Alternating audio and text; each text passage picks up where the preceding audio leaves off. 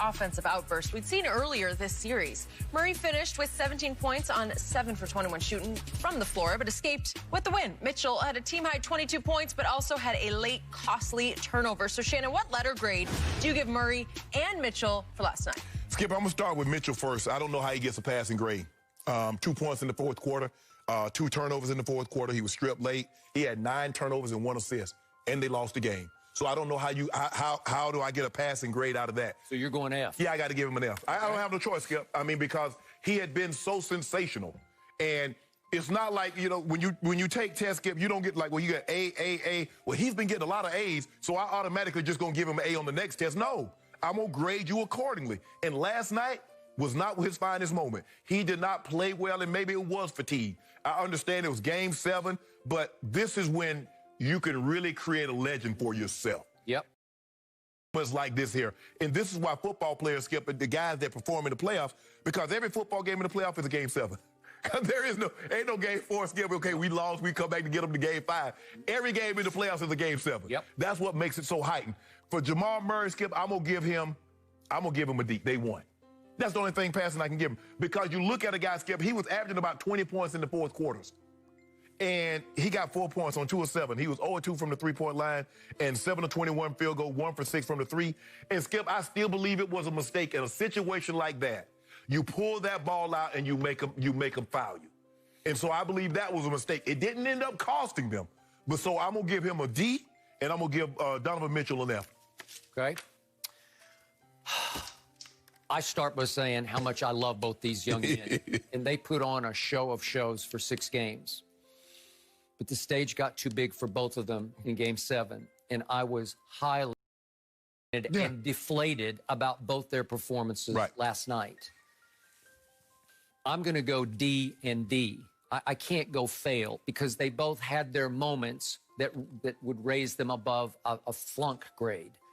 So let's go Donovan first. And I told you to start the show. When you have 9 turnovers and 1 assist, you get D as in disqualified on that right there.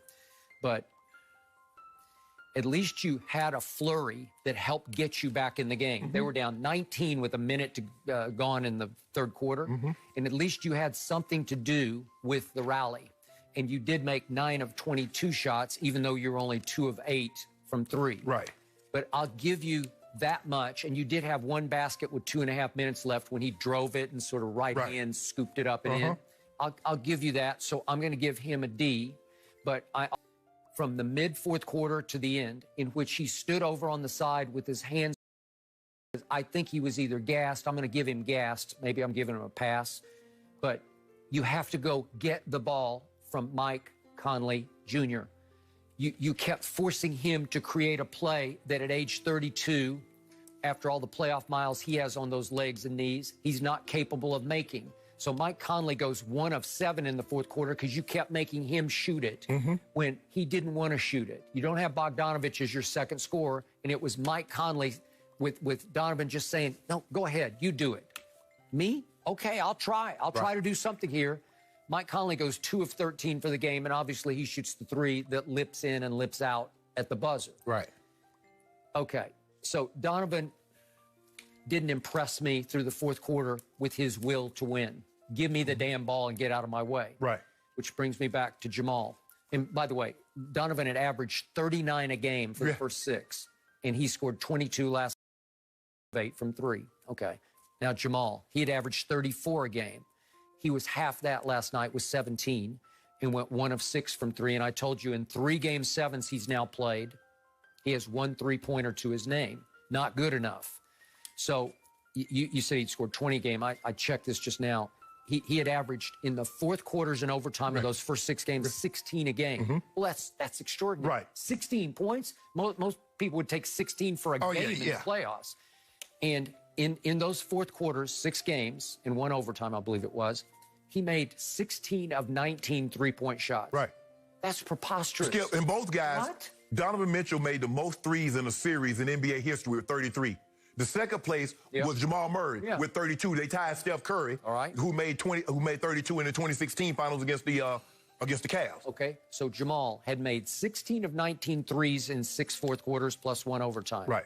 Last night, he scored 4 points and went 0 of 2 from 3. It's just not good enough. Right. The stage was too big. Throats are tightening.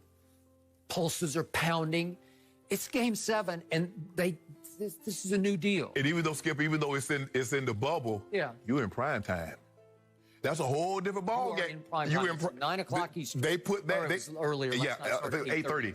They put that in prime time because they saw what was going on. Like, we might get one of those. By the way, it was on AB. Yes, Skip. So the reason why I look at Donovan, Skip, in the first half, he was 3 of 7 from the field. He was 1 of 3 from the three-point line. He was 5 turnovers, -9. So the predicament that they were in, he helped aid that. Did. In fact, he had 1 basket to his name until a minute was left in the first half. Yes. Conley struggling. You see Ingles struggling. You see O'Neal struggling. You have to say, you know what, guys? I got you. I'm gonna carry this thing until you guys find a rhythm. You can't struggle along with them and like, well, nah, I just don't have it. You expected more, Skip, but the 9 turnovers with the 1 assist, and they lost, Skip. If they had won, you could possibly give him a C because at the end of the day, the objective is to win the game. But, Skip, you have 9 turnovers with 1 assist, and you shoot 9 of 22 from the floor? I can't give you no passing grade with that one. Okay, all right. And speaking of those turnovers, could we one more time see the 9th and last turnover, right, and how Donovan reacted after the turnover, because I had a big problem with this, if we could please see it. He tries to drive it right on Gary Harris, who jumps it and pushes him back to his left, and he spins, and Gary Harris pokes the ball free. Jamal's got it. Where is Donovan Mitchell? Laying on the ground. He's pouting at the other end. He thinks the game is over. Kids don't do this at home because Donovan standing, he had his arm, I think he was still saying, give me the ball, I'm open. You have to jump up and chase the play. If you had chased the play to the other end, maybe if you got to the top of the circle, when Rudy comes up with the missed layup rebound, maybe Rudy sees you first instead of Mike Conley, and you do have the ball, and you have 2.5 seconds to dribble it 3 times and shoot a long-distance jump shot to win it. He should have just kicked this ball. Murray should have just passed this ball to Gary Harris and let time run out because they wouldn't have been able to get it. I told you how I felt about that. If you were sure you got it. That is Torrey Craig who missed the layup. Yeah, it's Torrey Craig who missed the layup. But I'm saying Harris was on the flank, so just pass it to him. But I told you how I feel about that. If you have a 2-on-1 and you are dead solid sure that he is going to dagger dunk it, because that's going to put you up 4, then go for it. Go for it. But you better be sure that you got it, because you don't got it, because it's Game 7 and Torrey Craig leaves to lay it in off the glass. I wouldn't want to chance that, but as you mentioned, with what we had seen from these guys in the previous. Now, Jamal Murray hadn't been as consistent as Donovan because there were a couple of games in there, Skip. I think games 2 and 3, he was in the teens as far as scoring. But games 4, 5, and 6, he was off the chart. Donovan has been a little bit more consistent. He scored 20 points in all the, at least 20. Denver fell behind 3-1. Exactly. And then he went bonkers. And for him to go bonkers and then only have 17, but he won. So Skip, you got to get a grade. You got to get a letter grade just for winning.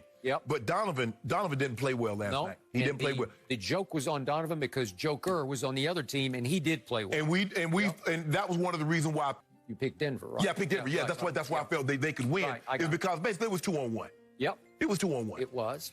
And now it's going to be like 8-on-1 or 8-on-2. I'll give you 2 because the Clippers are going to dispense with them in 5. Okay. In 5. Okay, we'll see. I got to see how things play out. See how things play out. Okay. We might sign Dikembe. And those two, both 23 years old guys. So we've got so much to look forward to. I liked the image of Murray consoling Mitchell after the game. Like a lot of respect between the two after a hard-fought series. Is this the season we see Tom Brady's production take a plunge? Shannon, you've been saying that for a while, and you haven't gotten it right yet. Let's see what you say next on Undisputed. No mercy.